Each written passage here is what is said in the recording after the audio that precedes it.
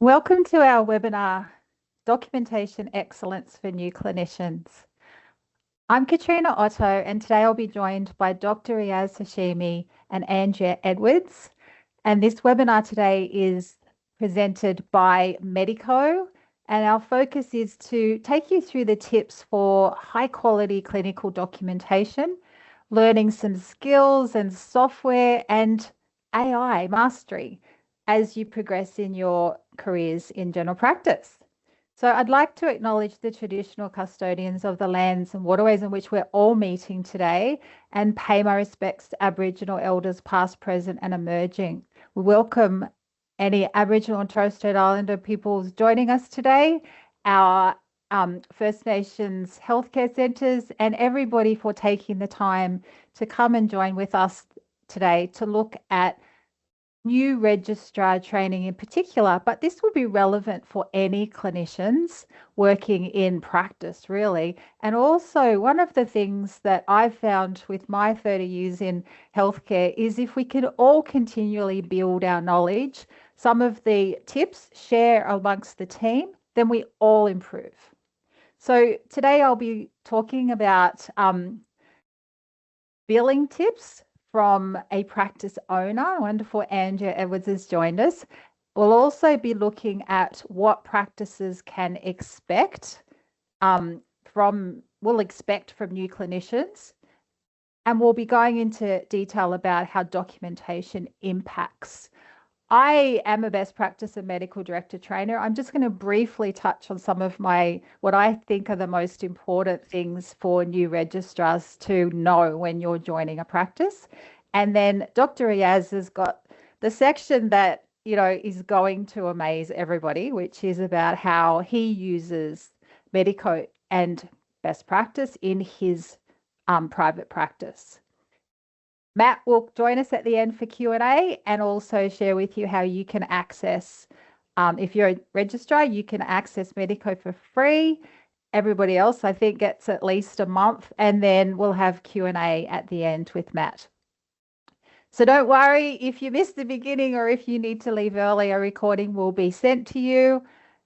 And we welcome your questions. Please, I won't be looking at them during the session. I'll be focused because I have to share a whole lot of tips with you in a very short period of time. So we welcome those, and please know that you can adjust your own volumes on your computer, but I take it by now that people can hear me, or I probably would have been aware.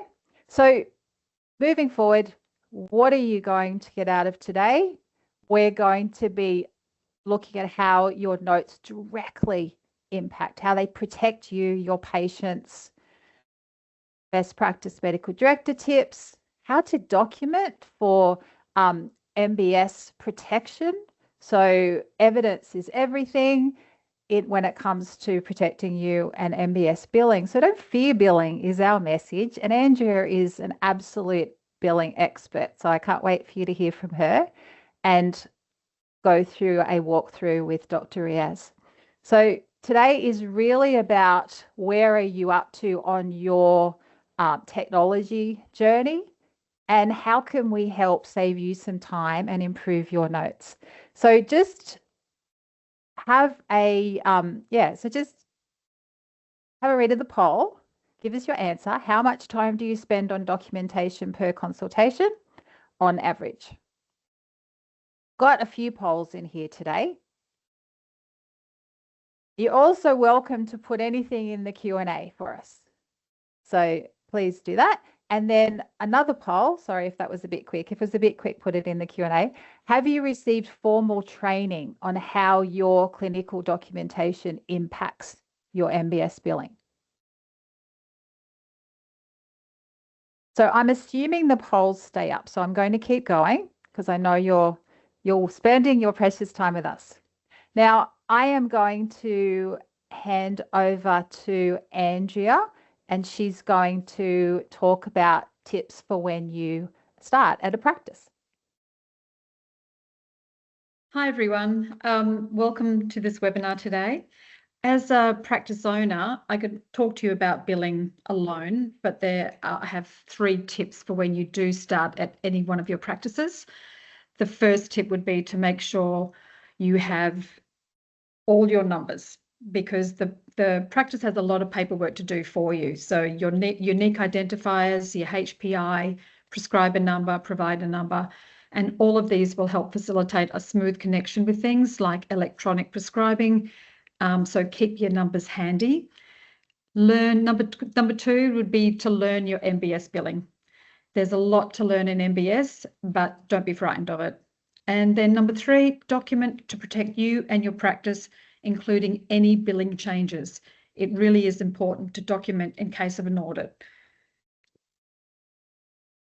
So it is so important to familiarise yourselves with co-billing. Many registrars underbill. You're doing the work, but you only bill for the standard consultation items. Many of you may do this because you don't know the MBS guidelines, or you may be fearful of billing and potential consequences.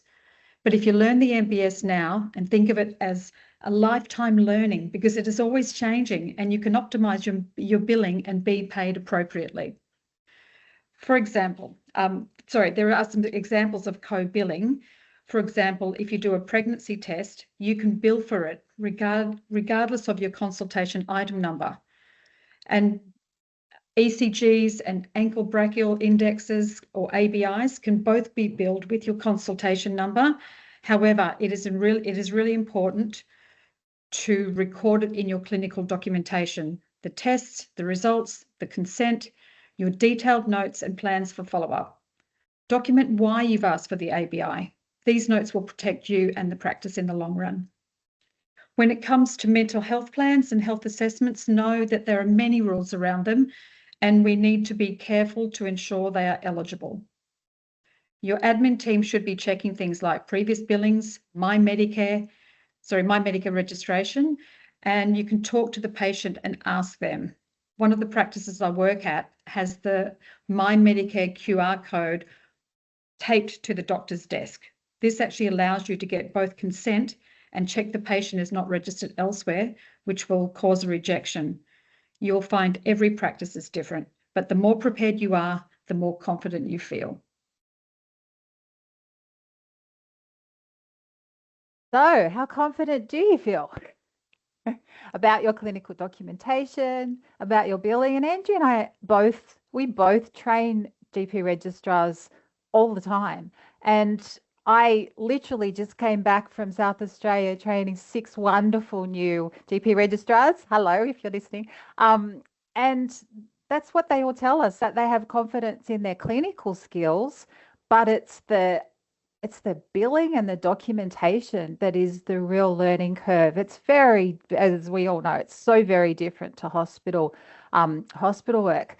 Now, I am going to speak quickly, so it's very difficult to teach clinical documentation using best practice and medical director in a short time. So this is really just trying to focus on some key areas that will improve the quality of your notes. And also, when we hear from Dr. Riaz how he has made collecting all of this streamlined, it's very impressive, because when you look at this, and I made this with one of my principals many years ago because we were training GP registrars all the time, and it's really important. This is all what we need to document. It's a 10 or 15-minute consultation. It's hard while looking at the patient. So, the requirements are very extensive. You need to be able to show that you have not only looked at the previous presentation, so the last or the past visits, and you'll notice it says their last visit or past visits. The only difference between medical director and best practice and what I'm talking about today are these words: last visit, past visit, markers are notified, markers given. It is the concepts that are the same. I have a mantra in my life, 2 mantras I'll share. One is you can use any software badly. Whichever technology you're using, use it well. My second is I'm still grateful for Medicare. It's so complex, but I'm still grateful for them. So looking at the previous visit, reviewing the history, updating the medications, checking any recent allergies, entering your observations, and your findings. And something that is just really been highlighted to me as I'm teaching new technologies is document your clinical reasoning. Okay. Now, using the software, you'll have a lot of options for entering information, but there are easier ways to do it. What I would really like you to get out of today is the importance of coding in your software. So allergies, medications, past history, immunizations, observations, marking results as given, and removing reminders or recalls in Medical Director when they're done. Okay, adding a reason for the presentation. So we can see in general practice, we can see that bigger picture view of why is our patient presenting. We can see, well, hang on a minute, they've had 4 presentations for ERTIs in the last year. Do we need to code recurrent ERTI and do something about that? And then, of course, the importance of you documenting your MBS billing. And also, I would add, ensuring that you have a clear audit trail should you change your billing. If it is rejected, can you prove that you're the one who made that decision? So these are all important aspects of your documentation. And whether you're using best practice, where those health summary areas are on the left here, allergies, medications, past history, immunizations, or whether you're using Medical Director and they're across the page, that coded information is still important. You can change your preferences in best practice or options in Medical Director so that that health summary is displayed, and keep that coded information up to date. That's what goes on the patient shared health summary. That's what goes on referrals, admission reports, care plans. So keep that up to date, and then ensure that you're marking results as given or notified in MD and deleting recalls when they're done. As Andrea said, every practice will be different. When you start, ask for their protocol for results management. This is what it looks like in best practice without a system. There are a lot of choices. We don't want to choose them all. It doesn't mean anything different without a good protocol behind it. In Medical Director, you've got less choices, but I've seen every variation. So what happens next is what you need to ask when you start at your practice, and then hopefully they have a very clear system that they can explain to you. If you press return urgently, this means 1 to 3 days. This is what's going to happen. If you choose something else, this is what's going to happen. And really importantly for your own risk management, that you can go and check. I want to see everything that I have marked as urgent. And something I would be really stressing, because I've literally just been auditing a GP registrar's notes that has left the practice, ensure that you are using the notified or given buttons. We were just trawling through very short notes that were really unclear that said things like results updated on a very abnormal result, which is really unclear. So follow the system, use the features.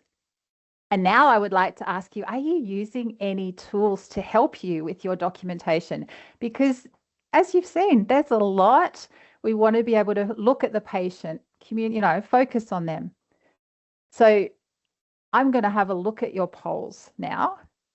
Fill that one in. And then I'm going to throw you to Dr. Riaz Hashimi, who's going to share with us how this is used in his practice.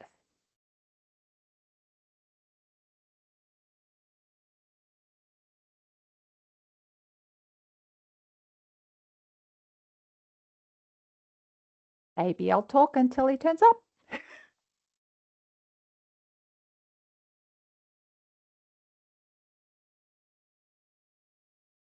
Okay, I'll talk until Dr. Riaz joins us. Now, I can jump in if that's easier, Katrina. Thanks, Ellie. I'm Ellie. I look after growth at Medico, everyone. This slide is really just to show you that we're going to show you some pretty cool tools in Medico today. This is to show you that you're going to just see a snippet of what's actually possible with AI in general practice.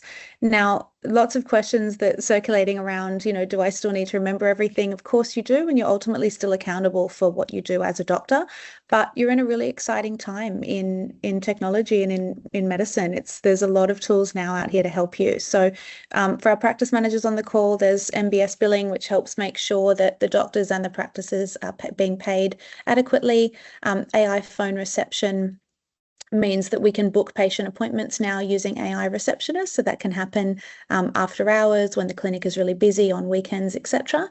And then a whole bunch of clinical tools, which we'll show you today.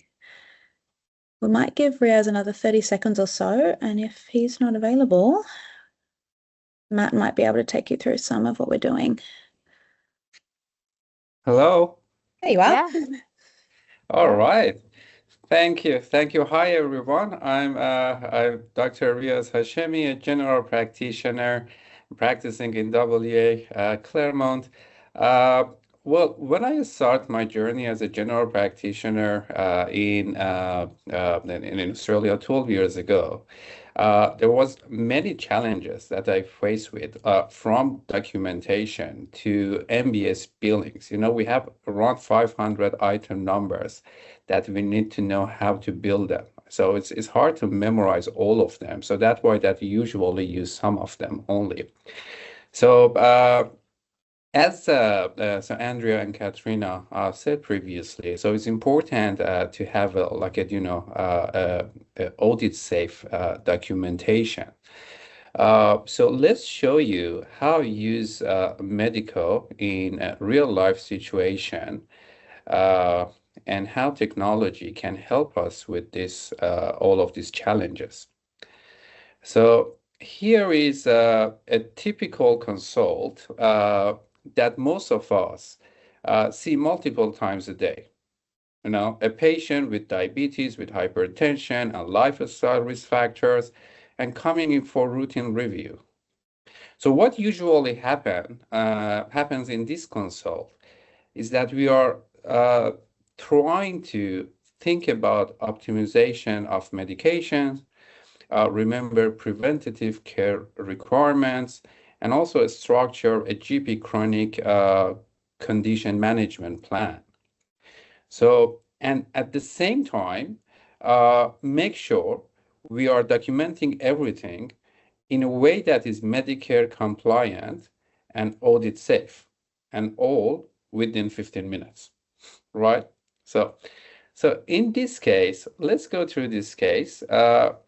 So this is a patient with high blood pressure, also high HbA1c at 6.7. There is osteopenia based on the last DEXA scan. So this is so when the consult finished, so I have the notes and also documented every single detail in the consult. So why this is important? Because when you want to build an item number for care plan or GP chronic management plan, so we need to make sure that we documented every details and structure in a care plan in a proper way. So, and we need to mention that we printed or emailed it to the patient, and we had the patient consent as well. So, but this is just part of that. So again, if I back to my journey as a general practitioner, so there was so I want to set up a care plan, but what is the best way to set up a care plan? Which one is aligned with guidelines? What are goals? What I need to achieve in a care plan? So of course, after a while, we'll learn more and more. But even that, so having the tools that help us with set up a care plan, I think is very helpful. So look at this. So when I click on the care plan, so again, this is based on the consultations, my recommendation to the patient, and all of these details. And this is based on the latest update templates and MBS item number 965 or 967.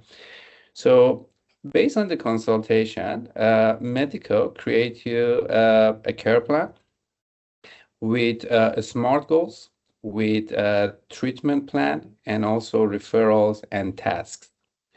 So we can print it and we can email it to the patient, or if we prefer to do it on our health record, we can just copy and paste it on relevant part of the best practice, which is there is a template on the best practice and medical director. So another thing is that there are times that we're not entirely sure about the patient diagnosis. And so in these cases, it's good to like get a second opinion, but a quick one. So there is so we can check always guidelines, which is good. So we can ask for supervisors when you're still under supervision. Sometimes when the patient is there, so I had times that my supervisor was with patient and I was with patient and I need to ask a question, and takes ages sometimes to see him, and it was somehow well, maybe embarrassing is not a good word, but so is that the patient look at you, so you're not entirely sure what you want to do. So in differential analysis, so medical analysis is based on consultation key elements like history taking, physical examination, investigations, even test results or travel history. And I give you like what are the possibilities and why these are the possibilities, So it is actually is a good educational tools if you want to sit for like a RACGP fellowship exams to just and help us to like think broadly of different medical for a medical condition, but also consider differential diagnosis and analysis for that medical condition. Of course, we always need to add our knowledge to that and make our decision. There is also treatment plan. So let's say that if the first step of the treatment failed, so what is the next step to do, or what one need to consider in follow-up appointment?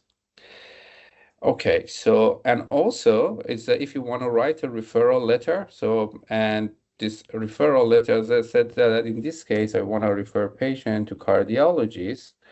So I can just click on that and it's create a cardiologist referral letter for me, again, based on the medical information. After, if a patient come with several health conditions like osteoarthritis, diabetes, cardiovascular disease, and if you want to refer it to a cardiologist, just pick the relevant section of the consult, that section, I mean, that's relevant to the cardiologist, not like a knee osteoarthritis.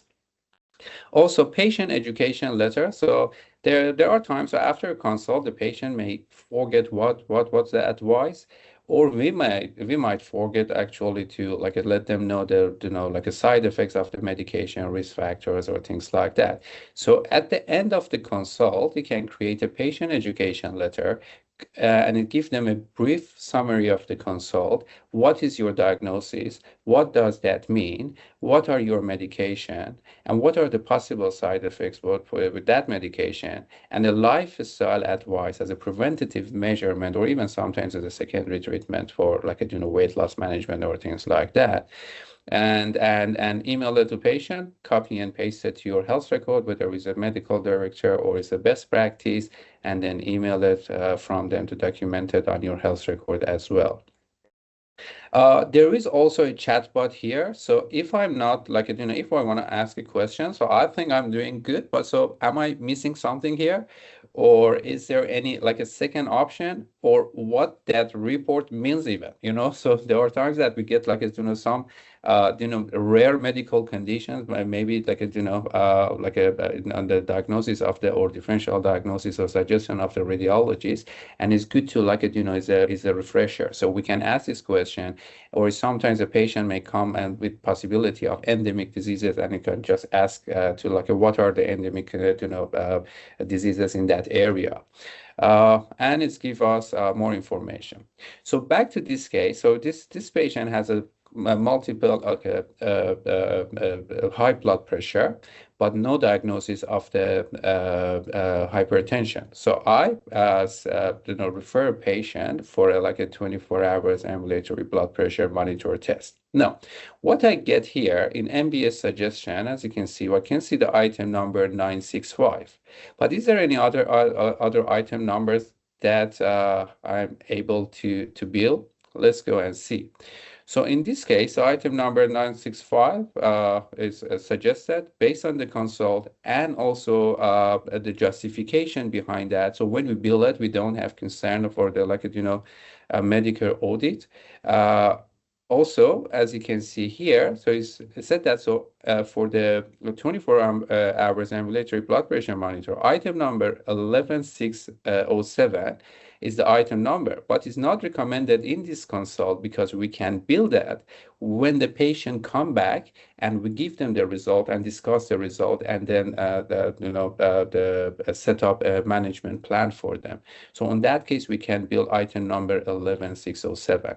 So so because so there are the maybe a software that recommend the suggest medical item numbers. What we need to be careful because we don't want to get random item numbers. We want to know that this is audit safe and Medicare compliance item numbers when we get them. Even more than that, if you want to get more information, if you click on the item number, it will redirect you to MBS Online, and you can see the the definition of the item number and all of those things. Another feature is a history at a glance, so it's give you a summary of the past 5 consults. So this is good because we can quickly look at it when the patient come back and get all of this information. So this is another time saver because instead of going through the notes and read all the notes so which is time consuming, I can see the summary and I can back up to the full note if I need it always. So another feature of the medical, which is time saver as well. So let's say that workers' compensation, that was my another nightmare when I start. And the reason of that was whether this is a medical legal letter like others, but so this is in particular, if it's something goes wrong or if they want to go to court, so they're gonna review your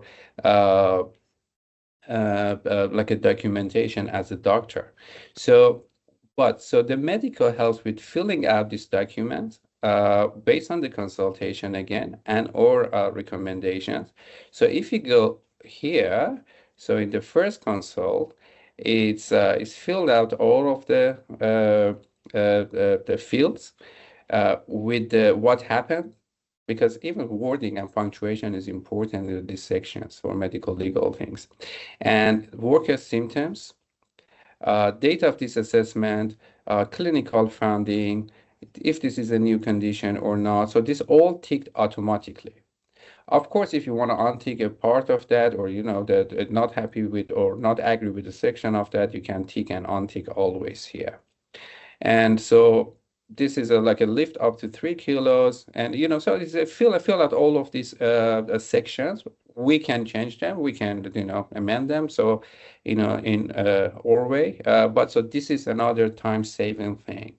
So in general, so what Medico is doing is not just summarizing a consult, but helping with clinical assessment, management, care plan structure, suggesting appropriate MBS item numbers.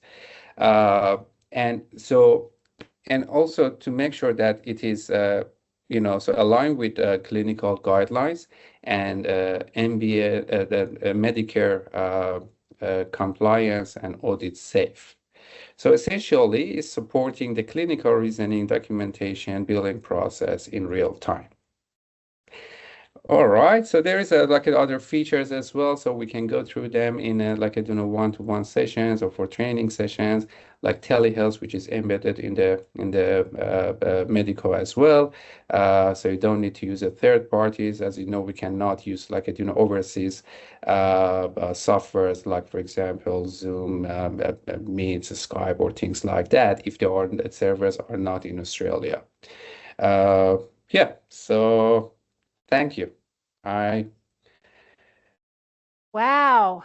I'm sure there's a lot of people like Andrew and I who have, when we first saw this, we were just like, this is just the whole entire new era. And it's very exciting because it's just going to give doctors back some of their time.